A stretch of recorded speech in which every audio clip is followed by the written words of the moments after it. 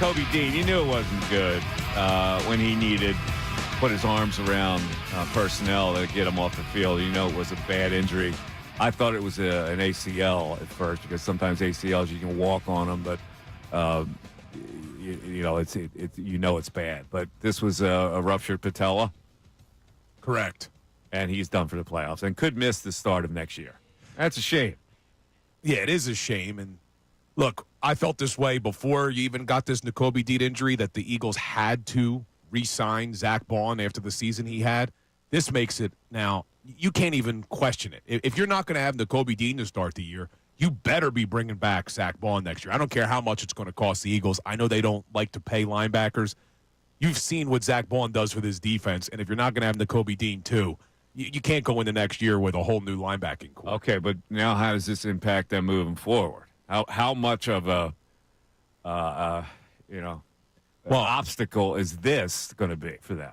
Well, Nakobe Dean is fill in. And he's a leader on that defense too. He's a leader in that locker room. It's a big loss, no matter how you slice it. Now, Oren Burks, who filled in yesterday for him, has experience. Oren Burks played in the Super Bowl when Dre Greenlaw tore his Achilles, so the guy's got playoff experience. But Oren Burks, he's not Nakobe Dean. There's a reason why Nakobe Dean was the starter and not Oren Burks. It's something they're going to have to deal with, unfortunately. For a team that was so healthy pretty much all season, to now lose a guy for the whole playoffs, it's not great. All right, let's just take a quick look at what happened on the weekend of football.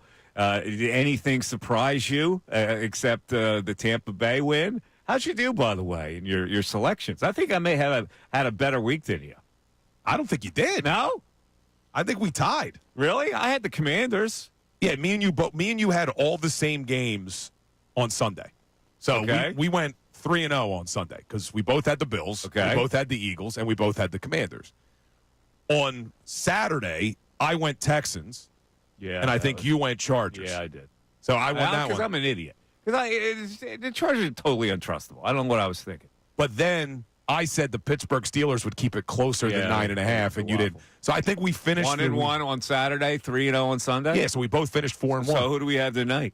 I think we both have the Vikings. Both had the Vikings. But it was a pretty good weekend. But nothing really surprised me. I mean, like I said, I picked the Texans to win that football game.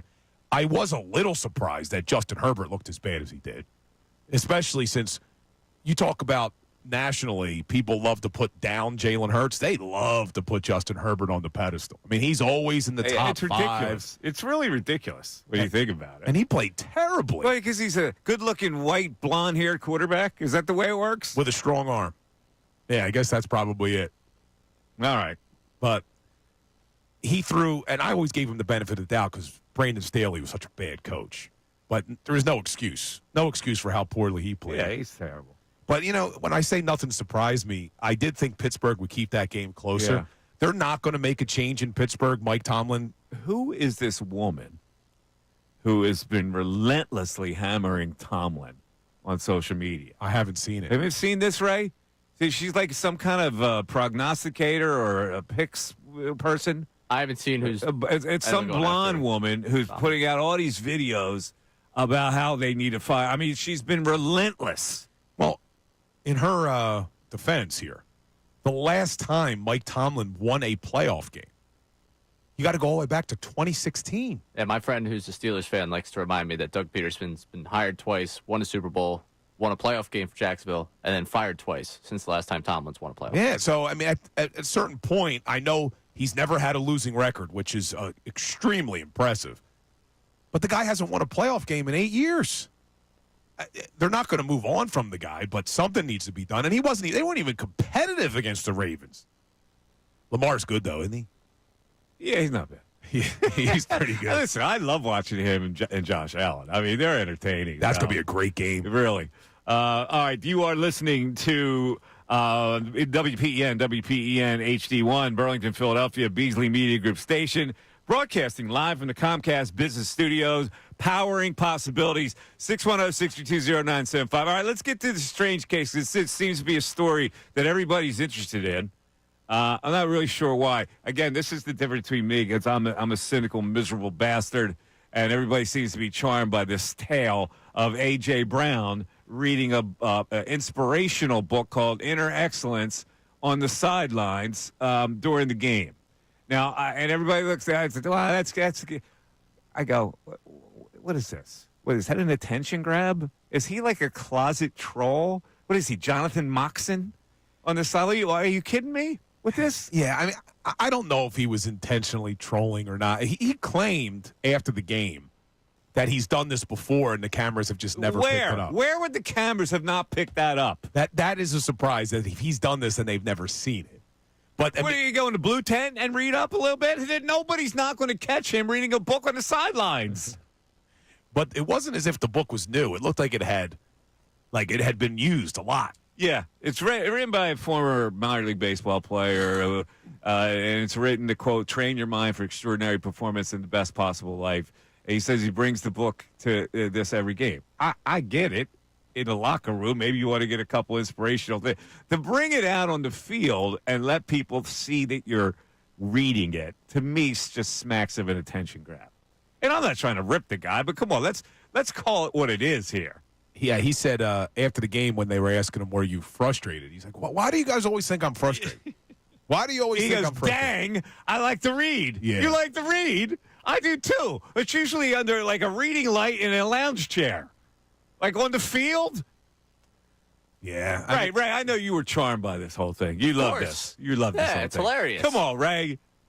Yeah, I mean, I understand your cynical look at this, and you say I'm not trying to rip the guy and then proceed to rip the guy, but like, I'm not ripping it. Like, okay, if you rely on that for inspiration, that's all good. But to bring it on the field at that point in the game, it's like, come on, dude. What are you? if this is what it takes to keep AJ Brown happy, go ahead, read away. Start a book club on the sideline for all I care. It was weird. I mean, even Tom Brady's like, I've never seen that before. Oh, yeah, it's strange. Jonathan, but you saw it in Varsity Blues. Yeah. Jonathan Moxon was studying. It was a And little he had bit a weird. book inside his playbook. But hey, Well, he made it sure that everybody knew what that book was. my bigger concern wasn't AJ reading. I personally didn't think AJ looked right physically on the field. No, he didn't look right. You saw there was one replay where it's like he didn't even run the route. It's like, he just seemed disinterested, which tells me he didn't think he was 100%, and he didn't feel that great about the game. Well, and then they run that fake tush push, which Kellen Moore, I didn't love his game plan, but I loved that call there, and it was an interesting play. It looked like it was going to work. Now, I know people are getting on Jalen that he didn't hit AJ. It almost looked like AJ wasn't as fast as he used to be. Yeah. Like, he just looked off to me. That's a bigger concern coming out of this game is how healthy is A.J. Brown going to be for this stretch run? Because you're going to need him. Eventually, you're going to need him. You're going to need A.J. to make a big play for you. All right. 610-632-0975. Ben in Orlando. You're on 97.5 The Fanatic. Ben. Yeah, well, first of all, I love that you guys are back, man. Mike, I agree with you on so much, so often. If you don't mind, I'm going to be respectful of your time and need to get to a lot of people, so I'll get this out as fast as possible. Mm-hmm. This Hurts thing is not brand new, guys, and it's not for the drunk idiot fan who doesn't know what they're doing. You got experts coast to coast, former players, experts, our coaches. There's a reason why everyone's simply in a mature way assessing Hurts for what he is. Our defense is number one. Our running back is number one. Any QB in the league would love to have this receiving core. I believed A.J. Brown a few weeks ago. I did not buy into the window dressing a couple of days later. And the guy's reading a book. He's being human, man. He's telling you, if you ain't going to use me, man, he's going to be a receiver to the Eagles as Barkley was a running back. Oh, so this is a message to his coaching staff? The message to his coaching staff, which is always team friendly when you make. Come on, Ben. No. Just try to hear me out. All right, go ahead. Hang up and call me an idiot. All right. Oh, you're not an idiot. I'm just saying, like, That's cool. we're just going. Just a conversation. That's all. No, I got you. Cool. I mean, you've been a player before too, and as a player, if I'm reading a book on the sidelines, like you said, Varsity Blues, dude, we're getting the book thrown at us or a ball thrown at us. But he's last in the league in pass attempts, 448 pass plays called. Moore, Nick, everybody they can't call a passing play for this guy because just like yesterday, he'll complete 13 out of 21 passes. Did he miss the 8 on purpose? Is it Moore's fault? Is it the receiver's fault? Was he rusty? Rusty's the new word for this guy. Was he rusty against the Browns? Was he rusty against the Giants? He's second to last in the entire league in number of completions, man. Like the number, forget percentages. The bottom line number of passes he completes is literally second to last in the league. He's but that's also the entire NFL in pass yards completed. Ben, it's Why also are we giving him a free pass? we're not giving him a free pass. But that a lot of it's influenced by the fact that they run the ball so much. Also, the reason why he is so scrutinized is that he doesn't look like Allen, Jackson, or Mahomes. I mean, let's face it. He doesn't look like those guys. And sometimes that's okay.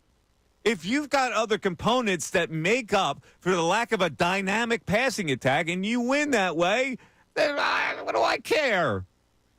Yeah, I mean, all the stats that Ben gave us, the one thing he didn't mention is that the Eagles were 14-3. They just won a playoff game, and that Jalen Hurts is 49-23 in his career.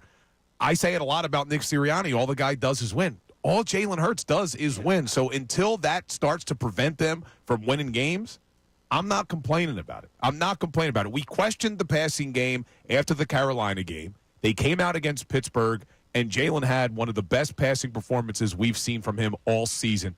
Yesterday, if I'm putting blame, and I don't even want to use the word blame because they won the damn game, but if I'm putting blame for why the offense looked the way it did, I thought it was the game plan. I thought it was more Kellen Moore's play calling and design. Maybe. But, here's the thing. Who is going to outpoint the Eagles? Like, when are you going to need a game where Jalen Hurts just blows you up the way this defense plays? You're not. You're just not. You're not going to need him to throw 4 touchdown passes. Yeah, you look at the Detroit Lions. They have an ability to score points, especially at home. But I still don't think that this Eagles defense would ever get their doors blown off. 610-632-0975. 2 lines have opened. They're yours if you want them. Mike Missanelli shows on 97.5 The Fanatic. Hey, everybody, it's Bill Colarulo. Thanks for watching. We appreciate it. Make sure you like and subscribe to our channel so you can engage during the show, and you're not going to want to miss all the content that we post. It's not only the live videos. It's videos after the fact. It's our shorts. It's all the content you want as a Philadelphia sports fan. Looking forward to connecting.